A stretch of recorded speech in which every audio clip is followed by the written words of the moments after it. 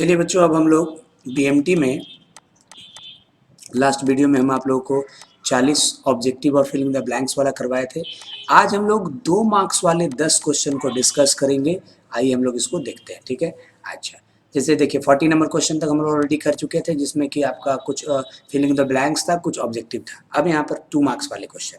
पहला क्वेश्चन है 41 number, find the 6th term of the series. इतना इस सीरीज का 6वां टर्म निकालना है। ये सीरीज दिया हुआ है, इसका 6th टर्म आपको क्या करना है, कैलकुलेट करना है। देखिए कैसे 6th टर्म हम लोग कैलकुलेट करने वाले हैं। देखिए सीरीज क्या दिया हुआ है, ठीक है। सीरीज दिया हुआ है कि 10, 8, 6, 4। तो यहाँ देख रहे हैं हर बार 2-2 कम होते जा रहे हैं। देखने से तो लग रहा है प्राइम एफिसी कि आपका ये एपी है, ठीक है। तो एपी है यहाँ पर। तो इस सीरीज का पहला टर्म क्या हो गया, a. First term a equal to कितना हो गया, 10। कॉमन डिफरेंस कैसे निकलता है, हम क्यों देखिए यहाँ देख रहा है कि 2-2 घटता जा रहा है। एपी क्या होता है, कांस्टेंट नंबर से बढ़े या घटे तो उसको हम लोग एपी बोल रहे थे। यहाँ कांस्टेंट नंबर 2-2 से कम हो रहा है, इसलिए एपी है, ठीक है। तो पहला टर्म हो गया कितना, 10, ठीक है। कॉमन डिफरेंस क्या हुआ आपका, डी एपी है तो second term minus first term, ठीक है। Second term minus first term यानी 8 माइनस 10 यानी कितना है, -2। या third term minus second term यानी 6 माइनस 8 कितना हो गया, -2। अब सवाल है कि आप पूछेंगे सर कि क्यों आप 2 डी निकाले, एक डी निकालने से काम नहीं चलेगा। इसलिए हम 2 निकाले क्योंकि कहीं भी क्वेश्चन में ये बात मेंशन नहीं किया हुआ कि एपी है, बोला है सीरीज है। तो कम से कम 2 डी आप निकाल देंगे तो इससे प्रूफ भी हो जाएगा कि ये यहाँ पर ये एपी में है, ठीक है। तो ये सीरीज एपी में है ना। पहला टर्म हो गया 10, कॉमन रेशियो क्या हुआ, सेकंड माइनस फर्स्ट यानी -2 और थर्ड माइनस सेकंड यानी -2, ठीक है। कौन सा टर्म निकालना है, 6ठा टर्म निकालना है। क्वेश्चन में देखिए यहाँ पर क्वेश्चन में बोला है कि 6th टर्म निकालना है। देखिए 6 टर्म निकालना है तो n बराबर क्या हो गया यहाँ पर, n इक्वल टू हो जाएगा आपका 6, ठीक है। तो इसमें n इक्वल टू क्या हो गया आपका 6 हो गया, ठीक है। तो 6 टर्म निकालना है, ठीक है।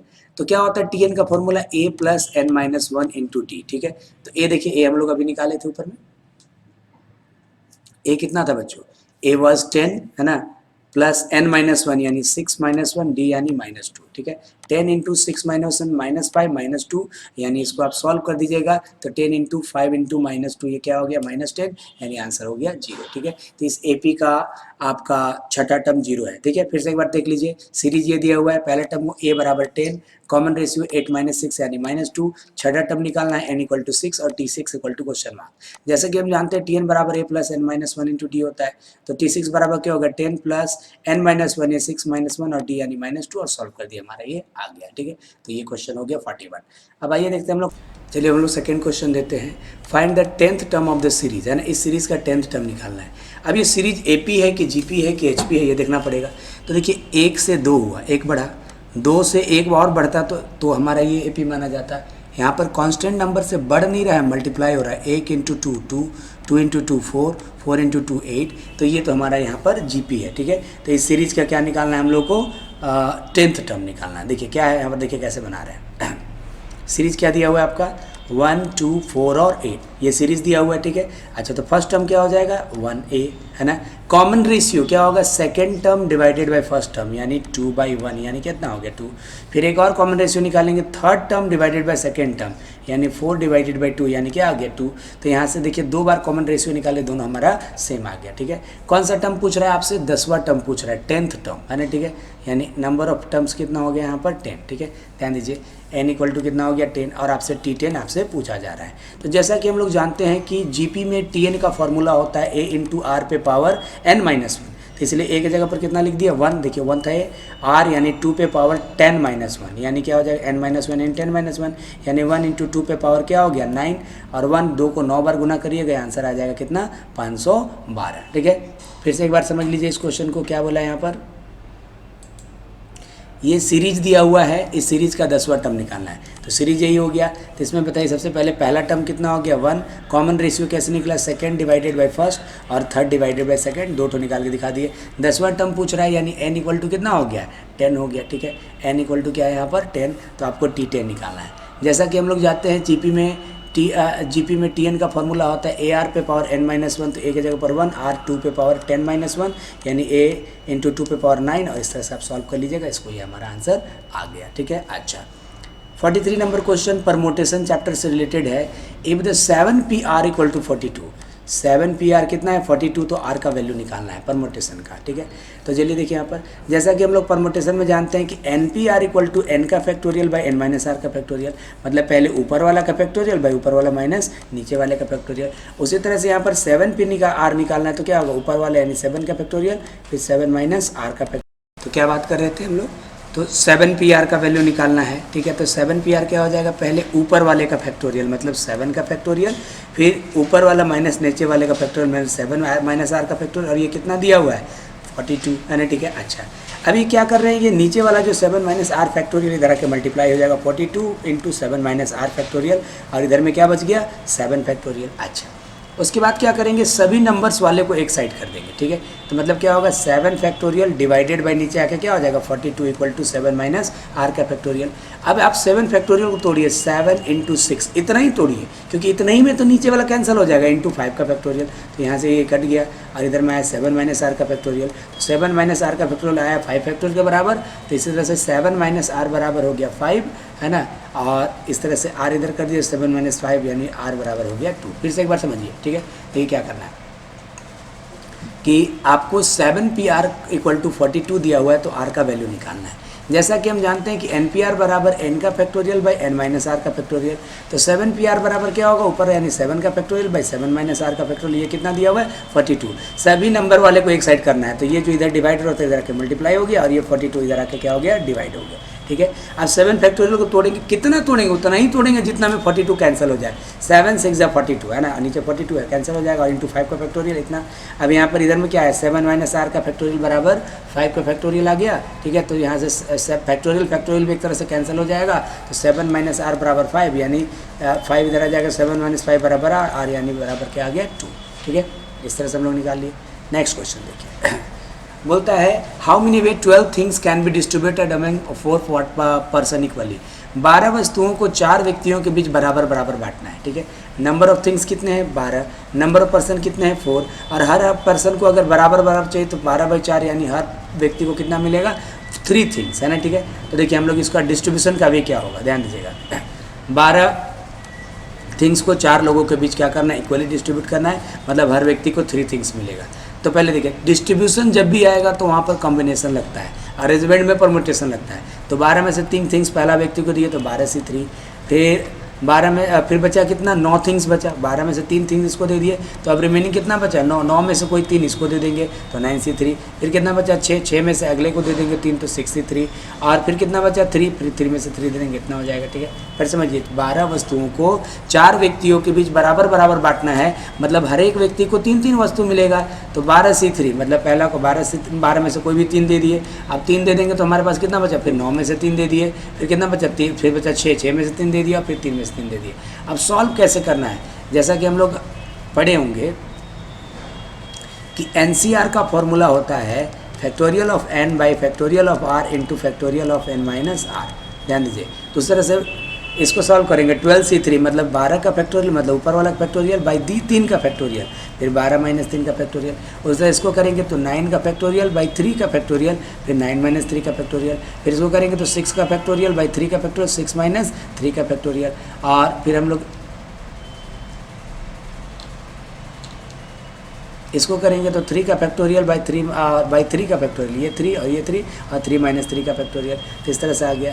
तो अब देखिए यहाँ पर इसको सॉल्व करेंगे 12 फैक्टोरियल 3 फैक्टोरियल 12 माइनस 3 कितना हो गया 9 का फैक्टोरियल, और यहाँ पर 9 फैक्टोरियल 3 फैक्टोरियल 9 माइनस 3 क्या हो गया 6 का फैक्टोरियल, 6 फैक्टोरियल 3 फैक्टोरियल 6 माइनस 3 यानी 3 का फैक्टोरियल, और 3 फैक्टोरियल 3 माइनस 3 0 का फैक्टोरियल। अब कैंसिल कौन कौन होगा, ये और ये कैंसिल हो जाएगा, ये और ये कैंसिल हो जाएगा, ये और ये कैंसिल हो जाएगा, तो बचा क्या ऊपर में 12 का फैक्टोरियल, नीचे में 3 फैक्टोरियल 3 फैक्टोरियल 3 फैक्टोरियल 3 फैक्टोरियल 4 बार बचा, या 3 फैक्टोरियल टू द पावर 4, ऐसा हम लोग लिख सकते हैं। अगले क्वेश्चन की ओर बढ़ते हैं हम लोग, ये था आपका 44। अब आते हैं 45 नंबर। ये बड़ा सिंपल क्वेश्चन है, ABC तीनों दिया हुआ है, ABC दिया हुआ है, आपको A intersection B intersection C निकालना है, ठीक है। A intersection B intersection C, A कितना है 1 2 3 4 देखो दिया हुआ है, इंटरसेक्शन B कितना है 1 3 5 7, ठीक है, और इंटरसेक्शन C यानी 3 4 5 6। अब तीनों का इंटरसेक्शन निकालने का मतलब है ऐसा मेंबर जो तीनों में कॉमन है, तीनों में कॉमन देखिए, एक यहाँ है तो यहाँ है तो यहाँ नहीं है, ठीक है, 2 यहाँ है तो यहाँ नहीं है, 3 यहाँ भी है, यहाँ भी है और यहाँ भी है, तीनों में कॉमन है तो ये होगा, और 4 यहाँ है लेकिन यहाँ नहीं है, ठीक है। तो जो तीनों का इंटरसेक्शन मतलब तीनों में जो कॉमन है, तो तीनों में कॉमन कौन है, ओनली 3, तो आंसर विल बी 3। अच्छा next, what do you understand by the analysis of time series. Time series का क्या मतलब है होता है, बोलता है ये कुछ नहीं लिखना है यहाँ पर। Time series related to the value taken of the variable over time such a daily sale. देखिए कह रहा है कि टाइम सीरीज जो है वेरिएबल, वेरिएबल मतलब बदलाव है ना, कोई भी चीज़ में टाइम टू टाइम होने वाले बदलाव को रिकॉर्ड करता है, जैसे डेली में होने वाले सेल को, वीकली होने वाले ऑर्डर को, मंथली होने वाले खर्चों को, ईयरली होने वाले इनकम को, इन सब का वेरिएबली को क्या बोलते हैं, इसके वैरी करने वाले को ग्राफिकली प्रेजेंट करना क्या होता है, टाइम सीरीज। टैबुलेटेड और the plotted in the chronological order member. देखिए अब इसको क्या करते हैं, ग्राफ में क्रोनोलॉजिकल ऑर्डर में पॉइंट के माध्यम से क्या करते हैं, दिखाते हैं, वो टाइम कहलाता है, टाइम सीरीज कहलाता है। Trend, trend a time series is data is the, देखिए टाइम सीरीज ही सिर्फ पूछा है तो इतना ही लिखना काफ़ी है, हमको नहीं लग रहा है इससे ज़्यादा लिखने की जरूरत है। टाइम सीरीज क्या होता है कि कोई भी वेरिएबल का टाइम टू टाइम चेंजेस को हम लोग ग्राफिकली जिस पे प्लॉट करते हैं क्रोनोलॉजिकल ऑर्डर में है ना, उसको हम लोग क्या बोलते हैं, टाइम सीरीज। अच्छा अब हमको ये जो डेटा दिया है इसका मीडियन निकालना है। क्या निकालना है, मीडियन। तो देखिए कैसे होगा, मीडियन निकालना बहुत आसान है। पहले क्या करेंगे, इसको 1 2 3 4 8 आइटम्स है, 1 2 3 4 5 6 7 8, सीरियल नंबर 1 से लेकर 8 तक दिए।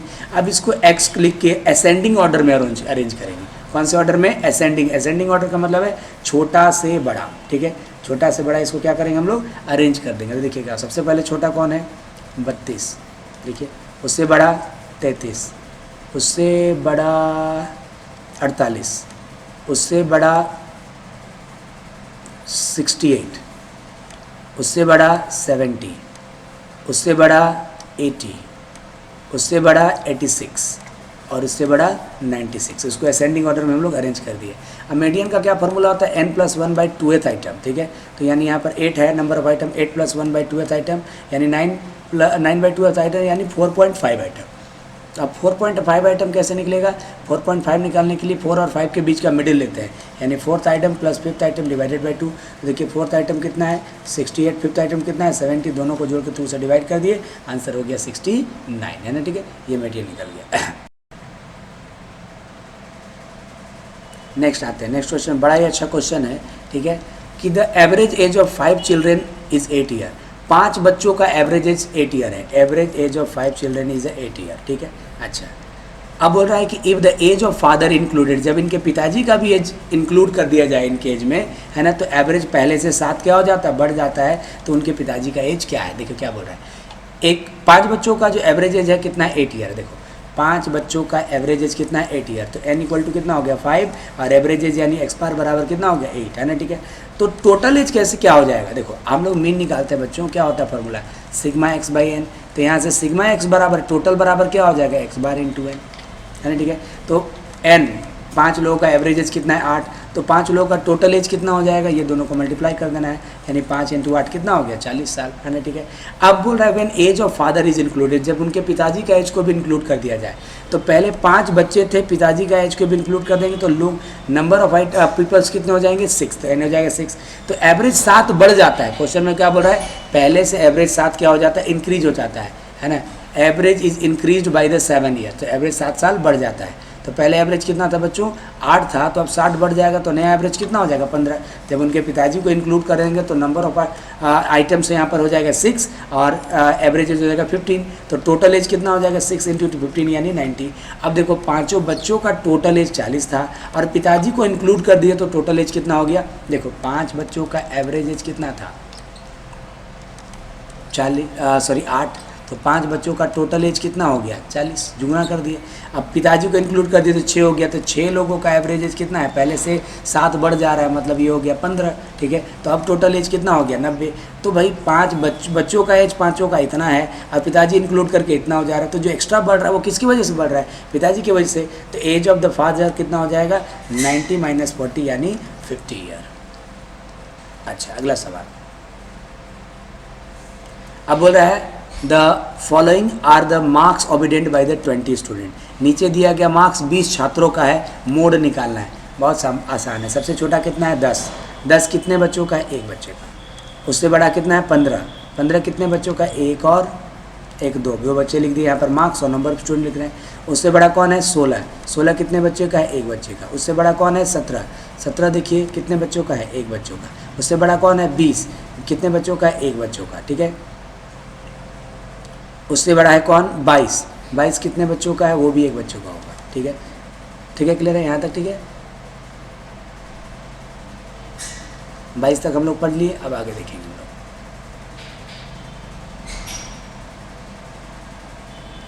22 से बड़ा कौन है 24, 24 कितने बच्चों का है 2 बच्चों का, 24 और 24। फिर उससे बड़ा कौन है 25, 25 कितने बच्चों का 1 2 और 3 बच्चों का, और एक और है कहीं 4 बच्चों का। उसके बाद है 27 कितने बच्चों का है 1 बच्चे का। उसके बाद है 28 कितने बच्चों का है 1 बच्चे का। उसके बाद है 30 कितने बच्चों का है 1 2 और 3। उसके बाद है 32 1 बच्चे का और 38 1 बच्चे का। इस तरह से मतलब कौन कितना मार्क्स कितने स्टूडेंट्स का है यहाँ पर हम लोग इस तरह से लिख दिए।